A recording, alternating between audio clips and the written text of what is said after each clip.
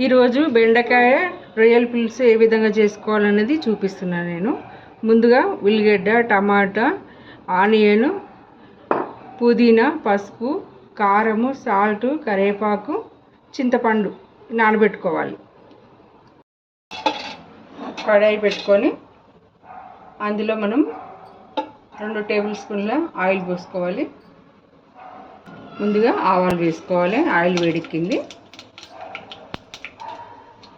కొంచెం జీలకర్ర వేసుకోవాలి.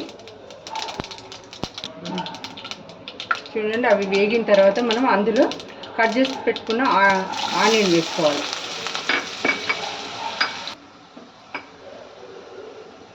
ఆనియన్, ఉల్లిగడ్డ ఆనియన్లు ఉన్నాయి కదా, అవి కూడా వేసుకోవాలి.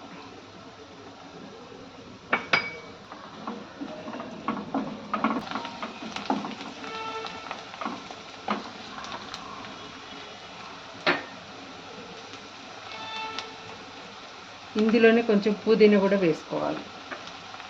కొంచెం ఇవి కూడా మంచిగా మగ్గనివ్వాలి. చూడండి, ఇవి కొంచెం హాఫ్ కావాలి. ఇవి బ్రౌన్ అండ్ కలర్. చూడండి, హాఫ్ బాయిల్ అయినాయి అవి. అందులోనే ఇప్పుడు మనం రొయ్యలు వేసుకోవాలి.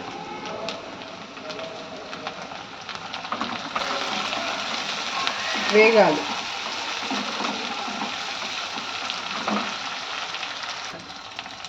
ఇందులోనే అల్లం వెల్లుల్లి పేస్ట్ వేయాలి. వేగాలి. ఇవన్నీ వేగిన తర్వాత ఇందులోనే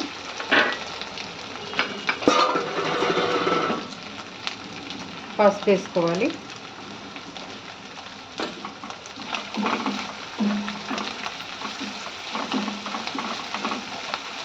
చూడండి, ఇవి మొత్తం ఇలా కలుపుకున్న తర్వాత ఇందులోనే బెండకాయలు వేసుకోవాలి. మనం ఇవి కూడా మగ్గనివ్వాలి.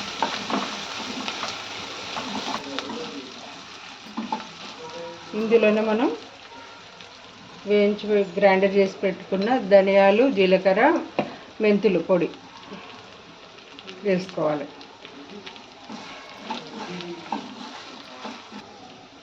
ఇందులోనే కట్ చేసి పెట్టుకున్న మనం టమాటా ముక్కలు కూడా వేసుకోవాలి. ఇవి కొంచెం మగ్గనివ్వాలి.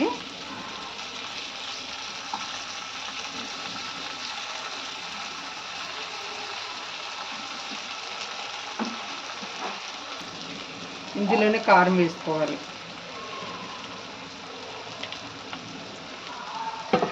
ఎంత తినాలనుకుంటే అంత వేసుకోండి.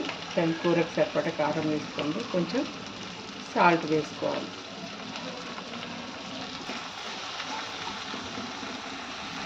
ఇది కొంచెం మగ్గనివ్వాలి. ఇప్పుడు కొంచెం ఇది మూత పెట్టుకొని మగ్గనివ్వాలి. చూడండి, ఇప్పుడు మగ్గిందా లేదా మనం మూత తీసి చూసుకుందాం.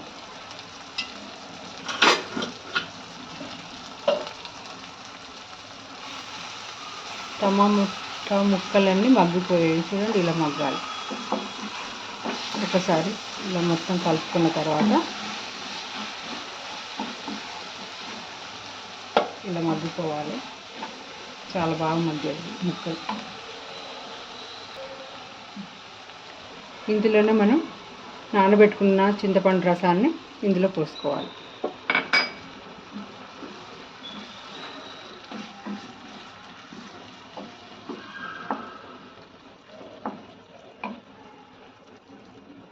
వాటర్ పోసుకోవాలి. ముక్కలు మునిగేటట్టు వాటర్ పోసుకున్న తర్వాత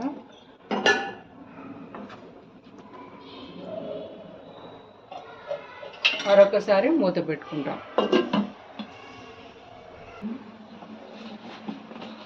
కూర అయిందా లేదా మనం చూసుకుందాం. ఇప్పుడు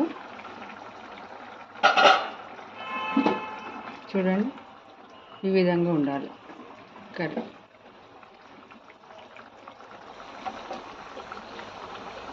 ఇందులోనే ధనియాల పొడి, కొంచెం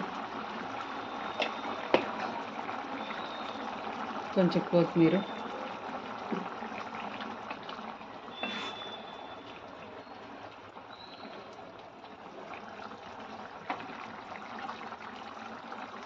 మరొకసారి మూత పెట్టుకుని చూద్దాం కూర అయిపోయిందా లేదా అనేది. కూర అయిపోయిందండి. ఓకే, రెసిపీ బెండకాయ రొయ్యల పులుసు రెడీ అయిపోయిందండి. మీరు చేసుకొని టేస్ట్ చేసి చూసి చెప్పండి. ఈ రెసిపీ మీకు నచ్చుతుంది అనుకుంటున్నా. ఇంకా 10 మందికి లైక్ చేయండి, షేర్ చేయండి, సబ్స్క్రైబ్ మర్చిపోకుండా చేసుకోండి. ఇంకా మంచి మంచి వీడియోస్తో మీ ముందుకు వస్తాను.